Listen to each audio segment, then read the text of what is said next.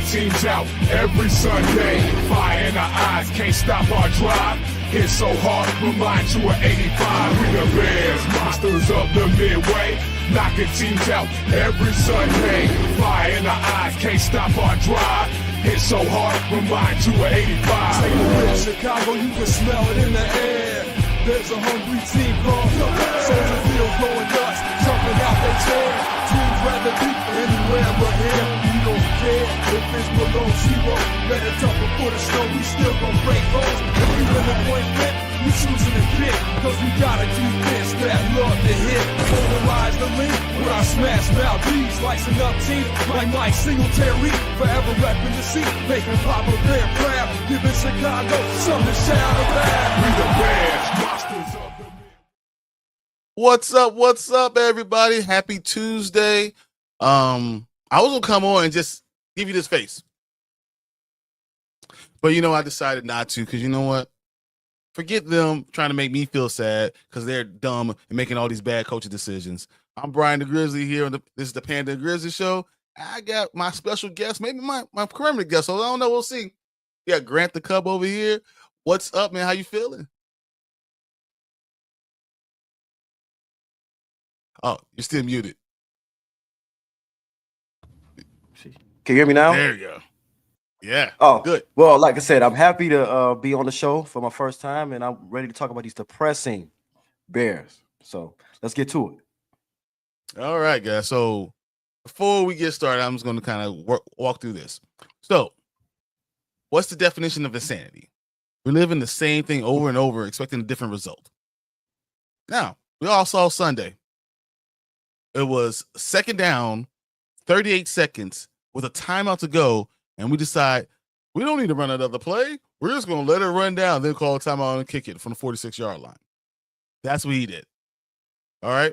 Now, that reminded me of something. I said it even when it happened. I was like, man, this looks oddly familiar, And then all of a sudden I was like, oh, wait a minute. Didn't that happen before?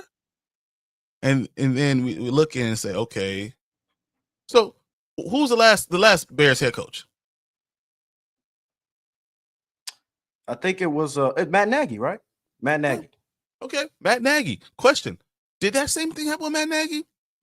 Answer: yes, it did. In 2019, he settled for a 41-yard field goal on second down when he had a timeout and could have ran two plays to get closer, but he was like, "Nah, I'm good. I'm good, bro. I'm gonna do it from here." Okay. So maybe is that the only time it happened? And then I was like, "Who's the most disappointing coach of all time?" And I was like, "Oh, I remember him.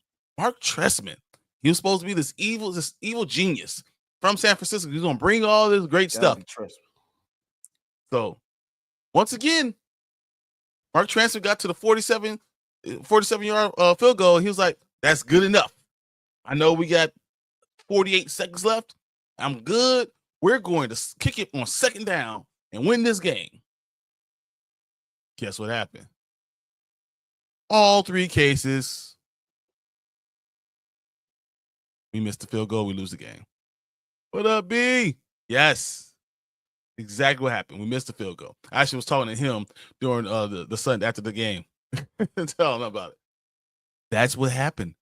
So this year, 2019, 2013, tell me what happened to those other two coaches afterwards. Do you know? Might be frozen. But those other two coaches got fired. And I think that's what's going to happen right now. I believe that this now going to make Eberflus is going to get fired at the end of the season because of what just happened. I'm almost positive because of what he's doing. All right. I got a couple stats for you. Well, let's kind of start this off. I got a couple stats for you. I want you to answer this. Okay. All right. The Bears are 5-17 in one-score games under Matt Eberflus. What do you think that ranks among all NFL teams?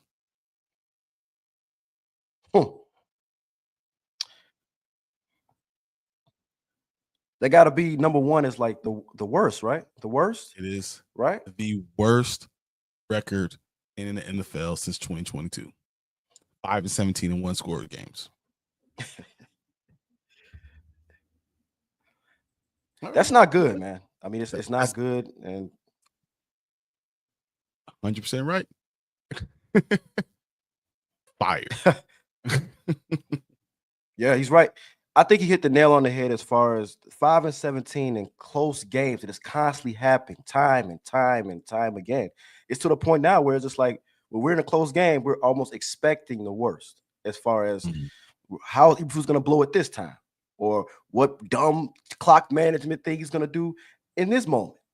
So it's just like we're expecting the worst with Eberflus as the coach, and it's getting to the point now where you could just see it on everybody's faces in the stadium before the block kick that everybody was like, oh, what's going to happen now? So I don't know. I think it's time for a change as far as Eberflus because, like I said, I was a Justin guy, just like you. And I felt that the Bears last year would have been 10-7 if not for 3 of those blown games. Cleveland was Cleveland, Detroit, and Denver. Broncos. Yeah. Yes. So as far as that goes, I thought in my mind going into the fourth quarter against Green Bay that we had a legitimate shot of winning the game. But at the end of the day, we have Matty Eberflus as our coach. And we're 4-6 instead of 5-5 going against the Minnesota team. That's probably a winnable game, but it's going to be tough. Yeah. Okay. I'm going to read a few other things real quick. The Bears had a 71.3% chance to win during Sunday's game against the Packers. Over the last 3 seasons, they've blown 5 leads with a 90% or higher chance of winning. The odds of losing all 6 of those games are 1 in 68 million. Yes, 1 in 68 million. That's an all-time losing coach, bro. That's an all-time loser. I got a question for you, Brian. Where do we find these guys? I have less of a problem with Eberflus because it seems to me that every time. I have less of a problem with Eberflus. I thought that he was fine to get he's a transitional coach. You get him to transition to the next stage. The problem is to hold on to him through the next stage. So, I like him as his defensive mind. I like him for getting from point to point B to point C. But when we try to go from point C to point D, he's not the guy. You need someone who's going to be a better offensive mind, especially if you're going to go young QB. If you decide to stay with Justin Fields and you want to bring another offensive coordinator in, and you want to build the offensive lineup like I want to do, and you want to get a 2025 first round pick and a 2026 first round pick, along with a 2024 first round pick, and then maybe a 2 seconds, in 2025, 26, getting a haul for your pick. If you want to do that, then I was with keep Justin, keep Eberflus, and let's give him a chance because you put them together. Because you build the rest of the team up, and then if Justin can't do it, you pick up his 5th-year option. He doesn't do it by the 5th-year option, you let him go. Because you only let him go for nothing now, right? For a 6th-round pick, you let him go for nothing. So you hold on to him, and then if you have 2 first-round picks in 2026 and 2 second-round picks in 2026, guess who might be there? Arch Manning. And not just Arch Manning with you having a full team already ready to go. So you had opportunity to win now with a quarterback that's obviously making his strides. Yeah. With an offensive coordinator that might be able to use him the right way. And if he's not the guy, you go ahead and just say, okay, you're not the guy. We're going to get the next one. But you had a team behind him already. You did a San Francisco thing. That's why I thought that was the better move. But once you decide to go with Caleb Williams, because I don't want this to turn into I don't like Caleb Williams. I do. I really do. I knew that he was going to be a problem, though. He wasn't going to be a rookie of the year guy. That's not. He has so much more room that he had to grow. At his leadership skills. That's why they had a problem with Shane Waldron because his leadership skills with another guy who's not a great leader. That's a problem. Which is obvious. He had problems with understanding how to throw to open receivers. That was just going to be an issue. You don't know in college, you're wide open. in pros, it doesn't matter you're anticipating or not anticipating. You don't know if what you're seeing is true. And that kind of was broken right before he even got there. Like, he couldn't trust what he was looking at. So I thought this was single high safety and it turned into be two deep safety. And I don't know what I'm looking at. But that's because you put too much on him. He's a rookie. Treat him like a rookie, and maybe you win with this rookie. Ben Roethlisberger, they treated him like a rookie. You win with the rookie. But when you try to make him this savior, you have a problem. I think that's where we are. Watching the broadcast, Tom Brady made a point. I don't know if you were listening. He made a point as far as when they gave he wanted to go into the training camp, even in his later years, that he wanted to earn it. The Bears told Caleb in May that he's a starting quarterback. That puts all that pressure on the quarterback, on the rookie quarterback coming in. As you can see in these first 6, 7, 8 games, he's making all these changes at the line of scrimmage unnecessarily. He's checking the different things we didn't need to check into. But that comes down to, that's why Shane Waldron was fired. You gave him the keys way too early. So you see how Thomas Brown in his last game, he was, getting the ball out quick, which as a rookie quarterback, get the ball out quick, get it to your skill. Like I said, it was a kind of a breath of fresh air to see that Thomas Brown came with a game plan, a first 15 plays. Shane Waldron didn't do that. So it comes to the game, with the feel of the game, I'll just go with that. And is it a coincidence that we never scored a first quarter touchdown? It's just bad football, man. It's bad football. But like I said, I feel that with the rest of the season, we need to see how Caleb develops as far as with Thomas Brown, as if, this coaching staff's probably gone at the end of the year, but I would love to see how Thomas Brown helps Caleb develop for this next 8 and 9 games before the season ends.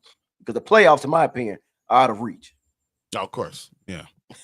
It's so funny. I talked about last week that in 16 days, we went from 4-2 to 4-5. Now we're in 4-6 because of a dumb, boneheaded move by the coaching staff. And the problem is he always says, doesn't want to admit, yeah, maybe I could have done that. But then I thought about it. So that's stupid. But then I thought, what will he gain from saying, yeah, I made a mistake? Nothing. So why admit it at all?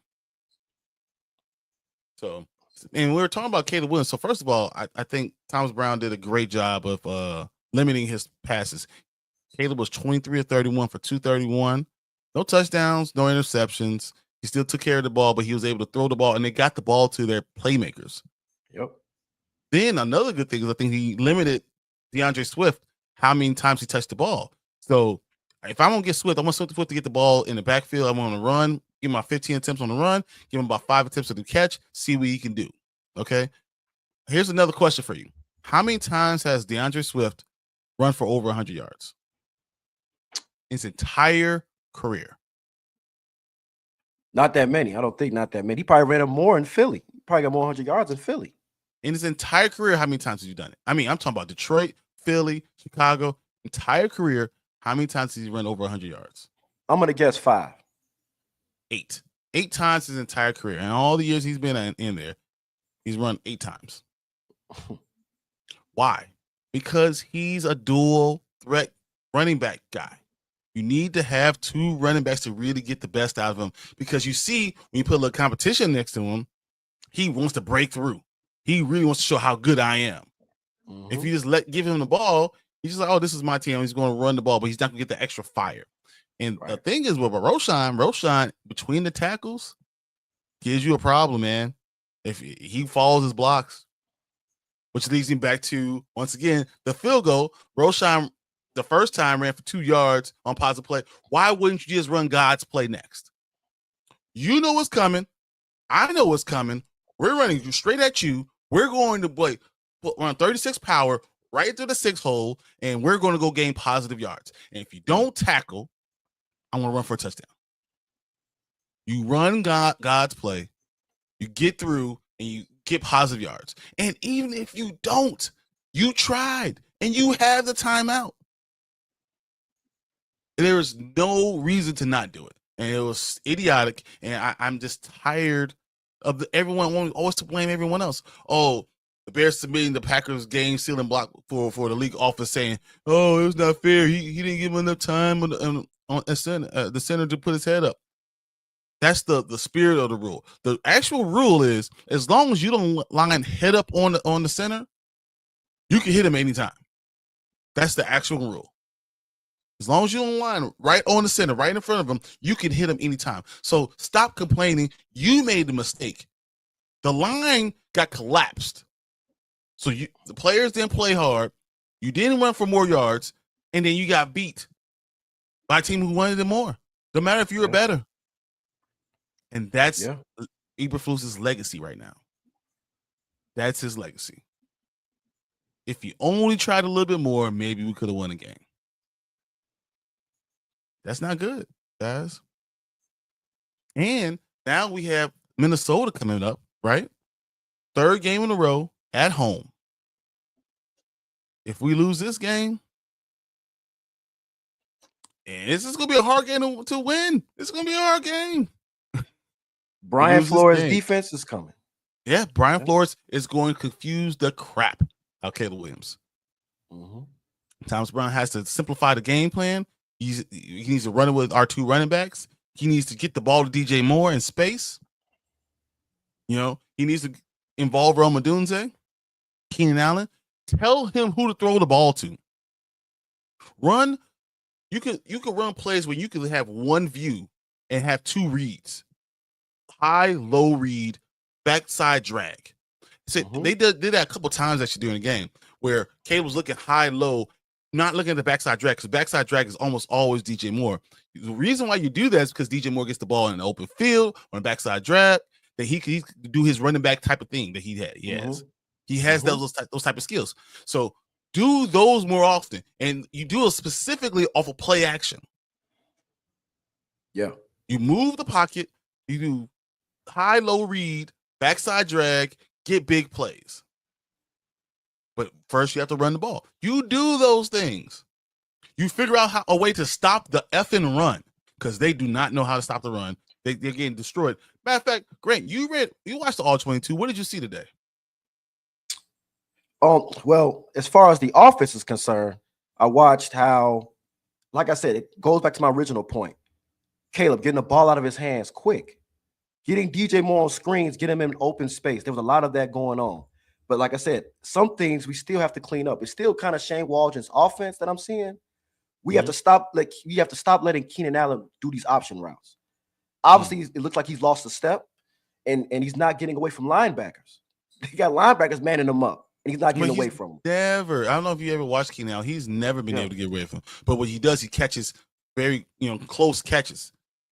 He reminds me a lot of Allen Robinson before. He does not get much space. You just have to throw it in the right spot. He will catch the ball. So, but like I said, I mean, with the original point, with the original point too, it just feels like the offense was just more sound. There was a lot more open guys. Cole Kmet was open more. Rome Odunze was getting schemed open. They had Rome Odunze come out the backfield and block. I didn't see it. We haven't seen that all season, and he's a willing blocker. Guys were I could see the effort. Yeah. But guys were the main thing I took away from the All-22 was guys' effort were there. The Patriots game is like a funeral. We was really showing effort. You could tell that we were going to lose that game. I don't know what it was, Thomas Brown or whatever, but guys were, getting their heads in there, blocking, taking guys out of bounds, pushing them out of bounds, doing all the little things that good teams do to win. But like I said, at the end of the day, we got to score more points. We left a couple drives out there where Caleb's still missing wide open receivers. I don't know if you saw. I remember when you saw when they had his regular catches, his regular passes are inaccurate. They're really the ones they're catching are still really inaccurate. Right. So, like I said, and the play where they could have scored coming out the half in the third quarter, he had DJ Moore coming across the field open. But he decided to throw the wrong. That's the high-low backside drag. That's the play. It's a simple play, and every offense has it in there. So you have you can do it 1 yard out, 3 yard out, whatever. You have a flag route or what would be called a corner route, and then you have a backside drag or backside dig. The backside drag is easier because you just drag it across the field, and eventually you're gonna be right in front of the quarterback. The quarterback works 1-2, goes right in front, right to you, and then you can always have something off of that. That's what you need to be doing. You need to cut the field in half and have all targets come flow to you. So now, if 2's not open, you can even go 2, which is corner, 1 is out, and then you go backside drag. You can go 2 backside drag, and then he's not open, and I can run. You have to utilize your feet. You have to do these things right now in the NFL. You can't just sit there. Everyone wants to say, "Oh, it's so good he wants to throw the ball to his receivers." It is good, but guess what? You have to take the yards when they present themselves. You have to. Mahomes doesn't want to run, but when the yards presents itself, you have to take it. That's the issue. And take the check down as well. Got to take the check down. The guy who's open, take what the defense is trying to give you. Don't try to reinvent the wheel. You're not there yet. Yeah. So targets. This is where Roma Dunze led the team with 10 targets. Keenan Allen was second with 8. DJ Moore had 7. Cole Kmet had 3. Swift had 2, and Roshan had 1. Those are your 31 targets. Now, I thought DJ Moore was your number 1 receiver, yet somehow he doesn't get targeted anymore. I always have a problem with that. Yeah. As far as our defense goes, we have not been the same. We knew Billings was going to be a problem. When Andrew Billings goes out, we knew we weren't going to be able to stop the run. But how much do you think Brisker not being in hurts us? It hurts us a lot. And I could tell, I knew Brisker had an impact because, you know, what he could do in coverage and his tackling skills. He's getting 12, 13 tackles, you know, if we need him to. But him being in the 8-man box, him being in the box, in the runner's box, you know, we don't have that. You know, Bayer was there a couple times, but he's not really a strong. He's not a hammer. He's not a hammer. Strong safety. Yeah, that's not. Yeah, he's not. And Brisker's the guy that really would affect the game with his run defense, with his run stopping ability. You know, Kyler Gore, we really set him on blitzes that much like that. So we, you know, but I feel like Brisker is a huge loss because of his hard hitting capabilities, his coverage capability, and his leadership. Bayard's a good leader, but Brisker was the guy that set the tone, and we were missing him a lot right now.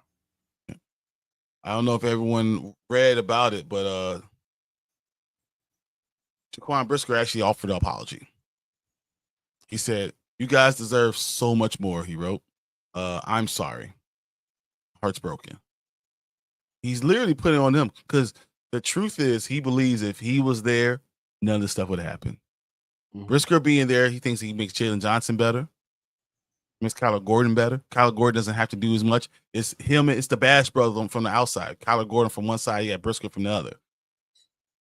He makes everybody better, him being there. And Jack Sanborn's not on the field when they're trying to do pass plays. You have to play Jack Sanborn because you can't stop the run. That's a problem. So now we talked about coaching being a problem, talked about the offense, talked about the defense. I want to end this talking about Poles. Okay. Could Poles fix this team? Should he have fixed this team? Or is he faulty in the way he builds teams? In my opinion, I think Poles, how do I say this? You said on your show before, he made the one mistake by building the outside in instead of the inside out. You win, you're going to win championships through the trenches. With us not only getting Darnell Wright and Braxton Jones in the 5th round, and then I think we got Kyron, who's hurt right now. He's drafted no offensive lineman to help out his number 1 quarterback. But I think he has the capabilities to do it. But what has killed the Bears in the past, he has to stop being cheap. Yep. Stop getting these bargain like Coleman Shelton, who's played pretty. He's played all right these last few I weeks. don't know. He But- got ran over like he stole something over Yeah. and over and over. Yeah. His blocking scheme is falling backwards. That's Yeah. his blocking scheme. Yeah. Yeah. But it's like, I mean, you got him, you had Lucas Patrick the year before, you had a declining Cody Whitehair. Your interior offensive line has been killing us the last 3-4 years. I think we have a legitimate right tackle in Darnell Wright. Braxton Jones is still, the jury's out on him. I still think we could draft maybe a better offensive lineman in the next year's draft if we have the capability to. But as far as your original question, as far as can Poles, get us out of this, it's going to all depend on his next coach.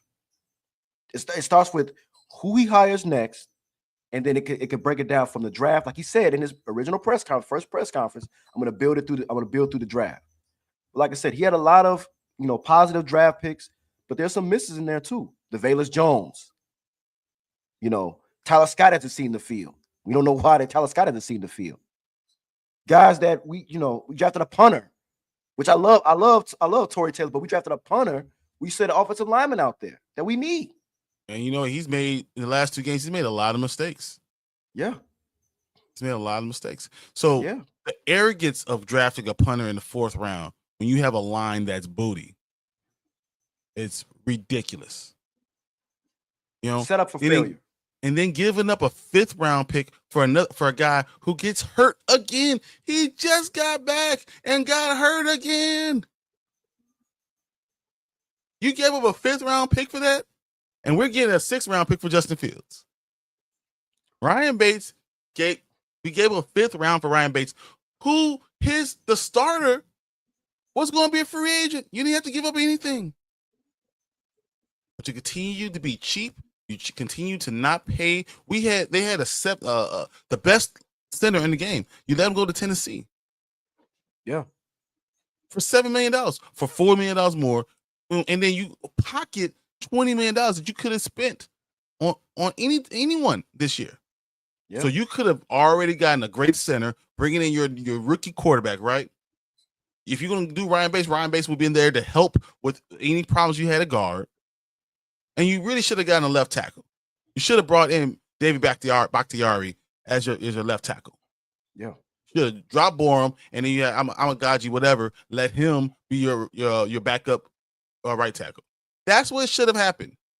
But I think Poles is so much looking for guys that are just like him that he's making mistakes. And this team is suffering because of it. Mm-hmm. I also think like you said, his arrogance is going to get him to lose his job. His arrogance saying, okay, I know what I'm doing. So I'm just going to get the bargaining and just get, bargain cheap guys. We got Caleb. He's the guy. We don't really need an offensive line like that. But it showed you with Justin. Mm-hmm. Caleb doesn't run like Justin. So Justin kind of band-aided the holes that we had. But now when we have a guy that who said in an interview before he was drafted, I don't like running. And then you have an offensive line that can't protect them consistently. Mm-hmm. What is that, Bo? Failure.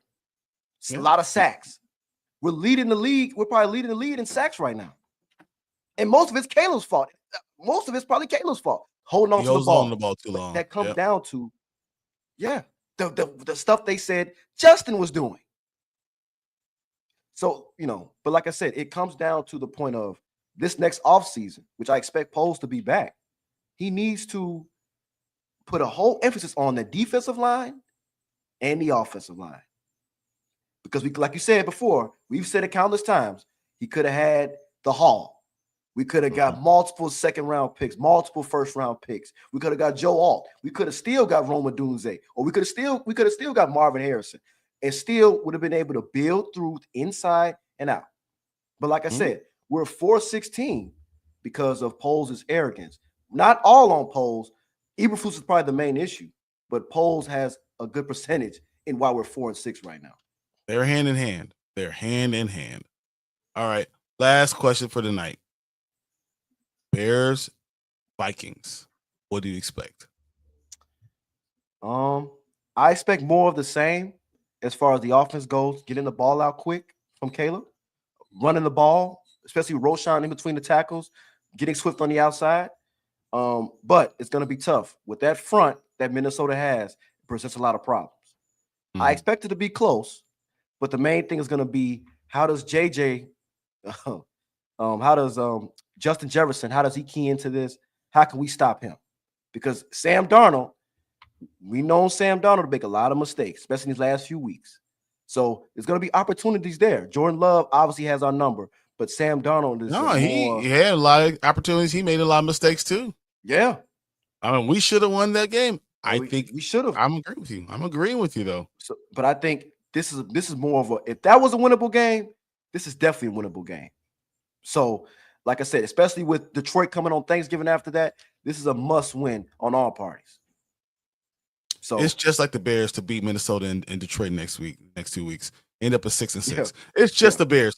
And then you look back, you're like, man, if we only would have won 2 of these games, we'll be 8-4. Be stupid.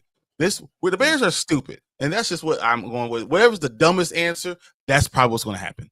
But I think we'll have another close game, and we'll have to see if Eberflus has learned from his mistakes or if he cost us another game. And I promise you, if he costs us another game, this will be the end of him.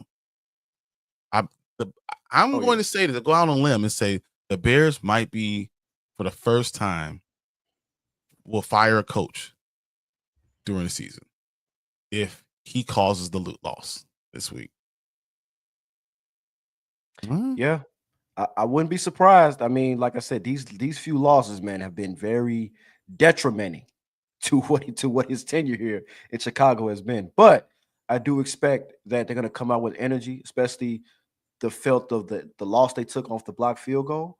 But it's all going to depend on, if it's a close game, how does Eberflus time management skills, how is it going to affect if we're going to win this game or not?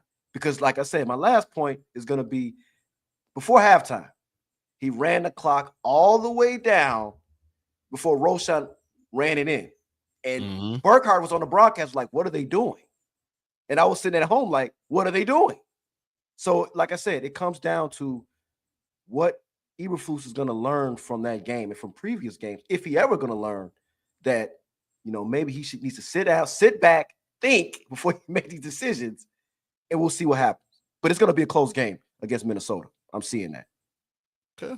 All right, guys. Thank you for being here, watching with us. This was a real fun show. Thank you, Grant, for being here. Hopefully we get him in here a lot more often. See, as long as he doesn't have to work, we'll see.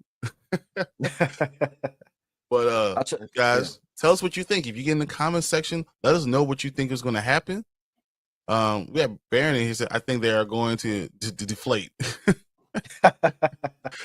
Thanks for the positive thoughts, Baron. But yeah, no, we're going to continue to have more people come on, because me talking to you guys for half an hour doesn't make any sense. So if Grant's going to be, he's here. I'm going to be Baron in a couple of times too, and we'll just talk about the games, hopefully under a win. And that's what we need to be focused on, getting a win by any means necessary and protecting Caleb and not letting him get hurt. Please. That's literally the game plan. That's what we need to do. Thank everyone for watching. I'm Brian the Grizzly here with Grant. We'll check you guys out tomorrow on Dynasty Pylon with me and Mark. Sunday on the Morning Spike, and back here on Tuesday with the Panda and Grizzly Show. Appreciate you guys. Later. We the Bears, monsters of the Midway, knocking teams out every Sunday. Fire in our eyes, can't stop our drive. Hit so hard, remind you of 85. We the Bears, monsters of the Midway, knocking teams out every Sunday. Fire in our eyes, can't stop our drive.